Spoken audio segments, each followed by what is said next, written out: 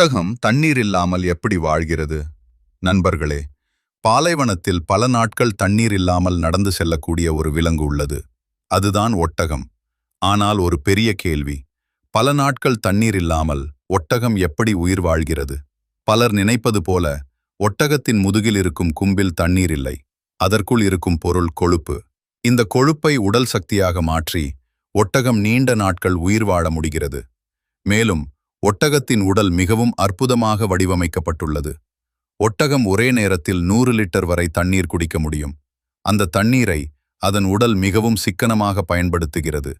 மேலும் ஒட்டகத்தின் இரத்த அணுக்கள் மற்ற விலங்குகளை விட வித்தியாசமான வடிவத்தில் இருக்கின்றன. அதனால்தான் உடலில் தண்ணீர் குறைந்தாலும் அது இயல்பாக வேலை செய்ய முடிகிறது. ஒட்டகத்தின் உடல் வெப்பநிலையும் மாறிக்கொண்டே இருக்கும். பகலில் வெப்பம் அதிகமாக இருந்தாலும் அது உடனே வியர்க்காது. அதனால் உடலில் இருக்கும் தண்ணீர் வீணாகாமல் பாதுகாக்கப்படுகிறது.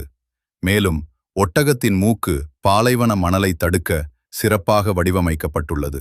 அதன் நீளமான கால்கள் பாலைவன மணலில் எளிதாக நடக்க உதவுகின்றன.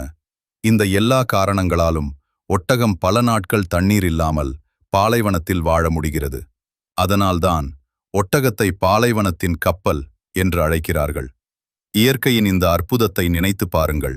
ஒரு விலங்கு பாலைவனத்தின் கடுமையான சூழலிலும் இவ்வளவு அற்புதமாக வாழ்கிறது. இப்படி இயற்கையின் பல அற்புதமான உண்மைகளை தெரிந்து கொள்ள நீங்கள் விரும்பினால் இந்த சேனலை சப்ஸ்கிரைப் செய்து கொள்ளுங்கள்.